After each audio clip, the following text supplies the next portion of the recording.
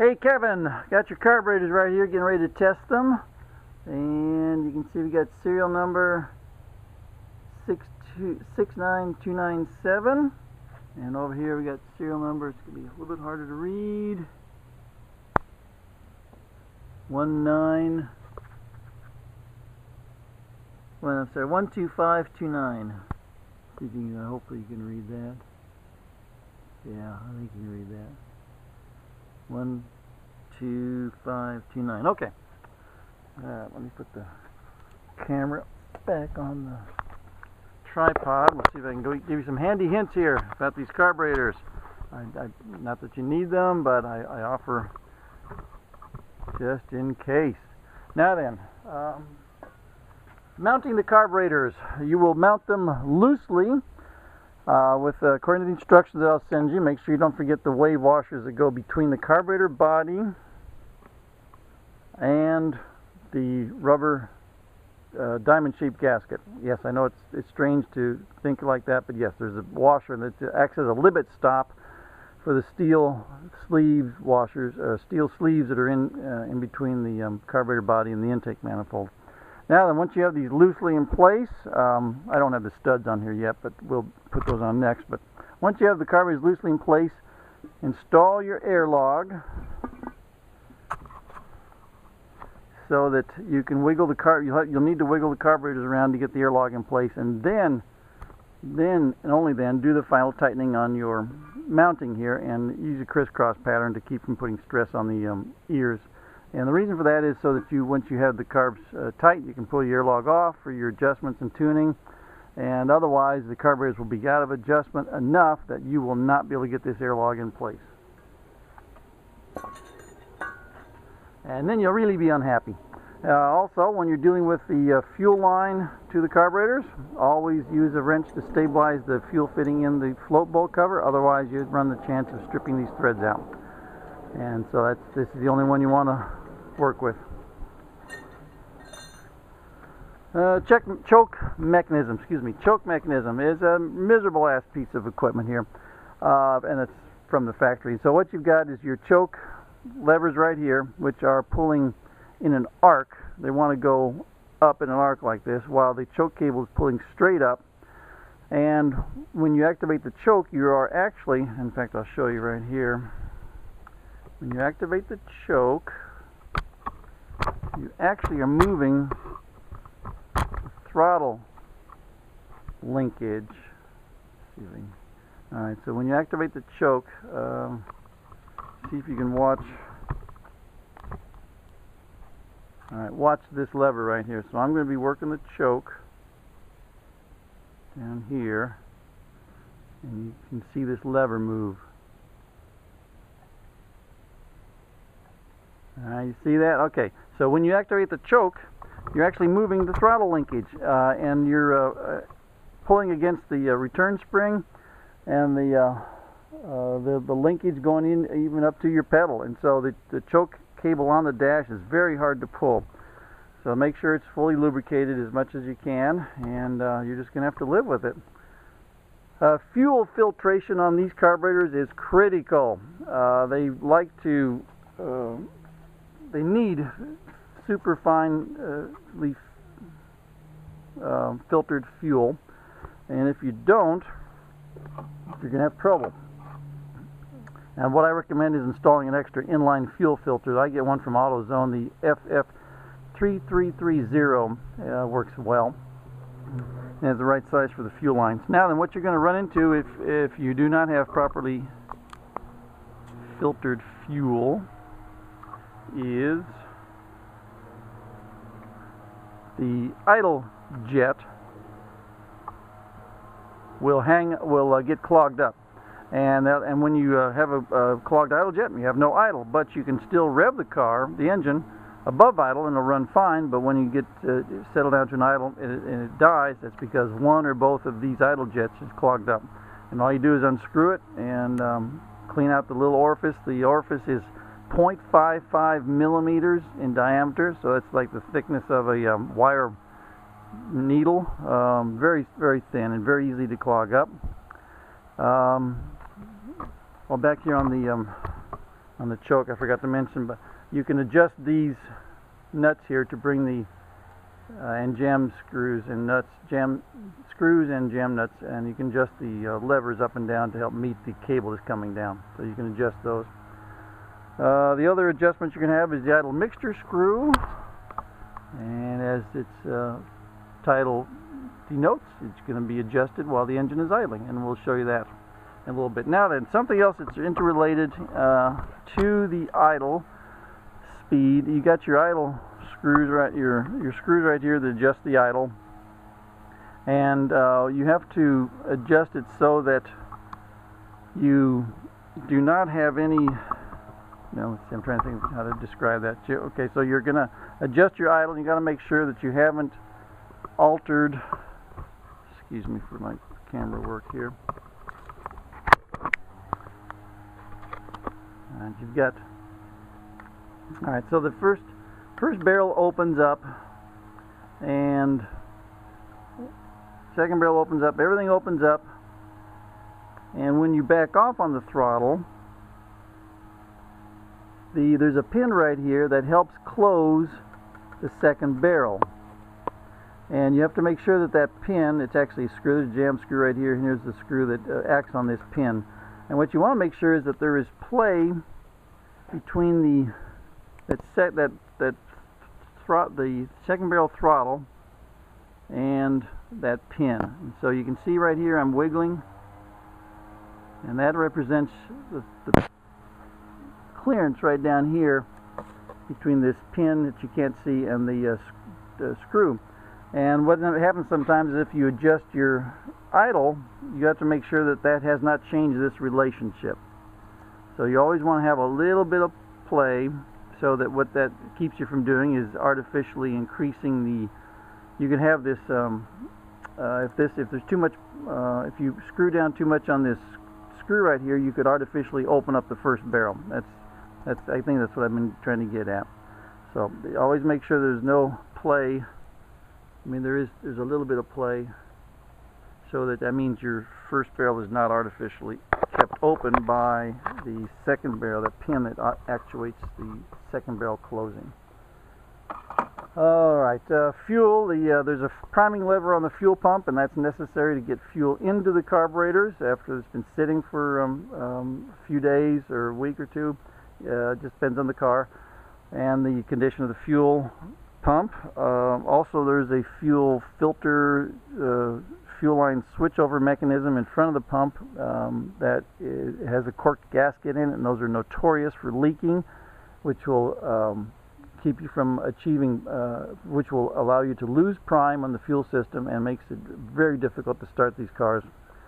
So make sure the fuel filter selector valve is in good condition and not leaking fuel. What I often will do would be to pressurize the gas tank, and that way you can check for leaks, because all the way up to the fuel pump the system is not pressurized.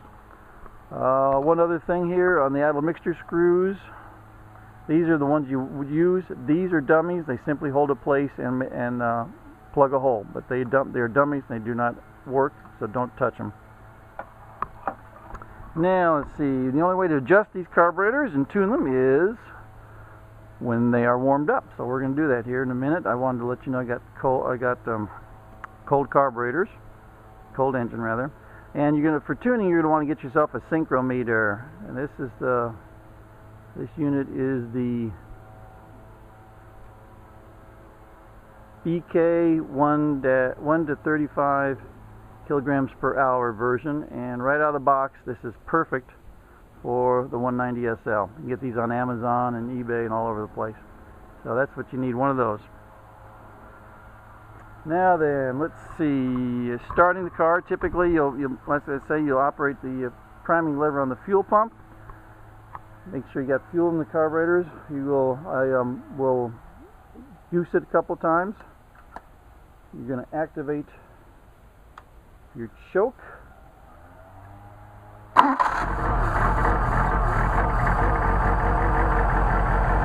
And you just feather the choke as long as you need to keep it going as you're driving. It should warm up in the first 2 or 3 minutes. And right now it's about ambient, about 90 degrees out here, so it doesn't take much to. So I don't need much choke, and the engine should keep going. Now we're gonna. Oh, while we're warming it up, I was going to point out you've got the aluminum second barrel vacuum cells. Some of these were pot metal and would be dark colored, but you've got the aluminum, which are just a natural color. And the way I could tell that they were a natural color in the first place was when I split them open, the insides were the natural color and not anodized. And so in case anybody asks, you can tell them that. Now we're going to get this thing warmed up because we have got low temperature. So we're going to warm this thing up, show you how to tune it.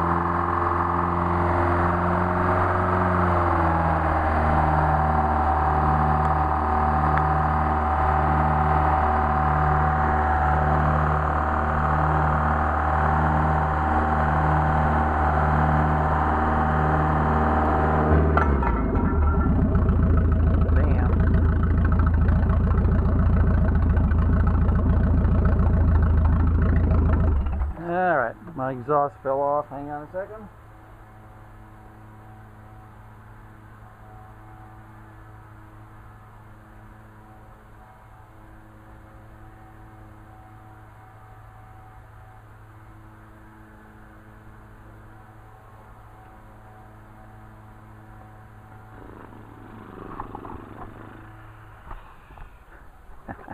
It's a little noisy.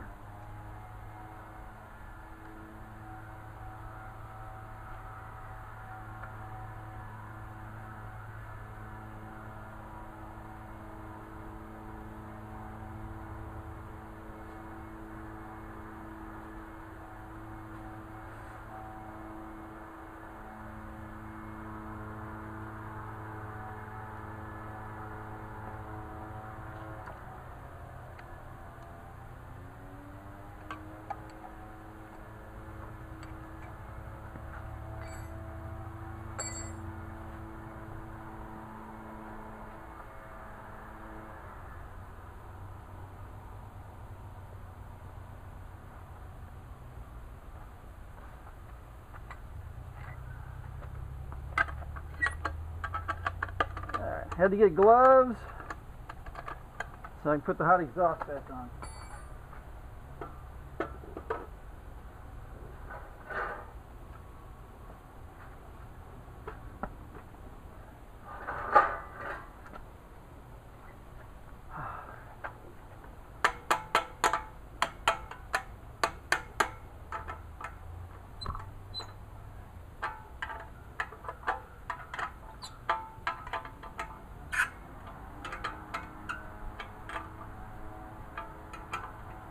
Alright,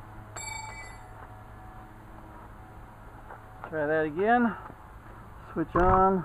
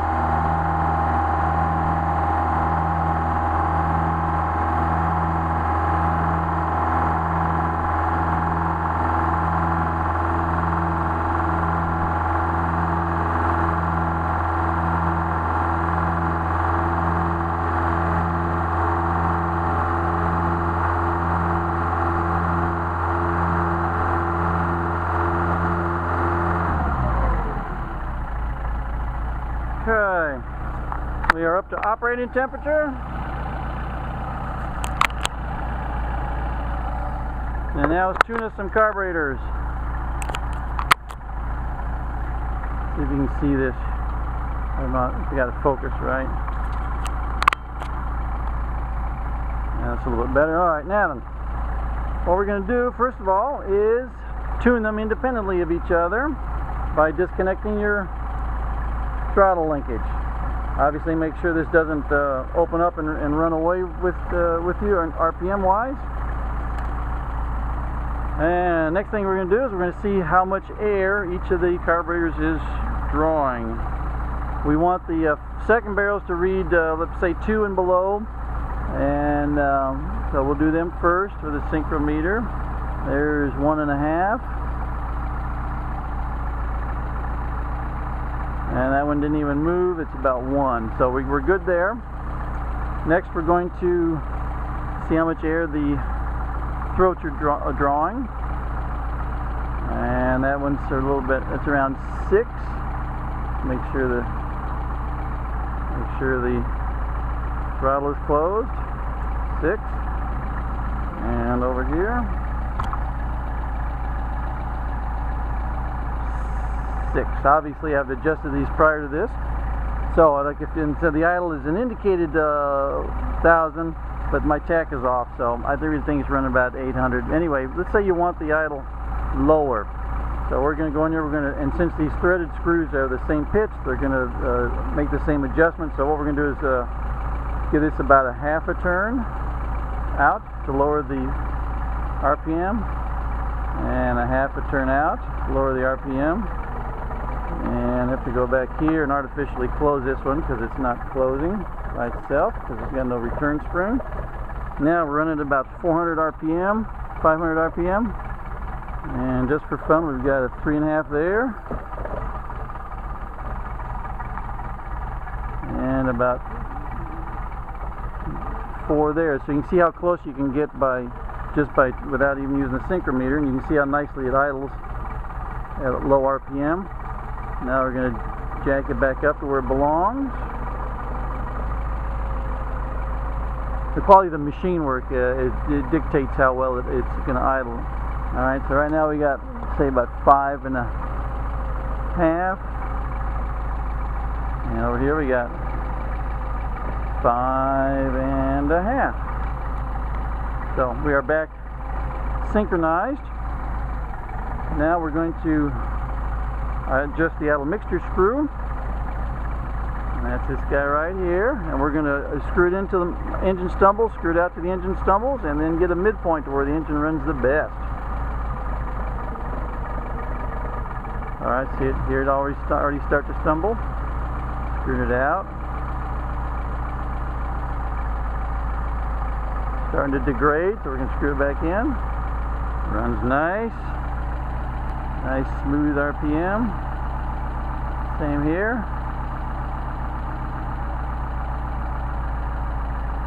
Starting to degrade. Back it out.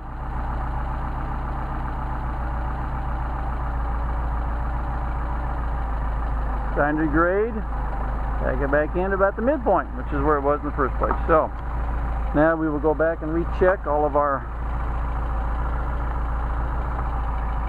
parameters. We're a little bit above almost 6 there. Almost 6 right there. Perfect. And last thing we're going to do is attach our throttle linkage to the number 2 carburetor. Now there's a reason this is on a turnbuckle right here, and that is so you can, it's on a turnbuckle so you can dial this in exactly so that when you snap this thing in place,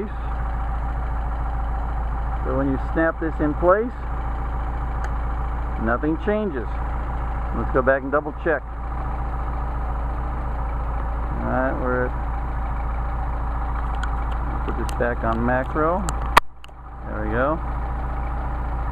5 and change, almost 6. 5 and change, almost 6. And we don't care what that number is, just as long as it's the same for both carburetors. And now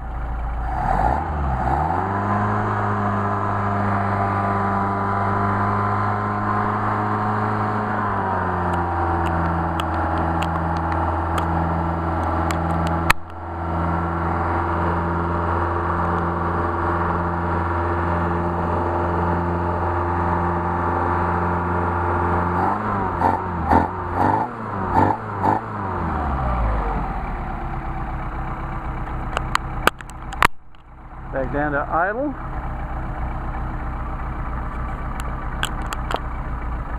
Alright, let me turn it off. Try a hot start.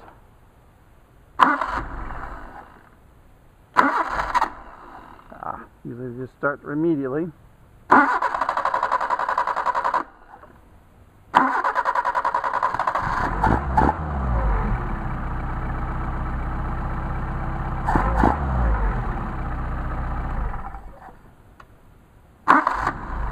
That's how they're supposed to start.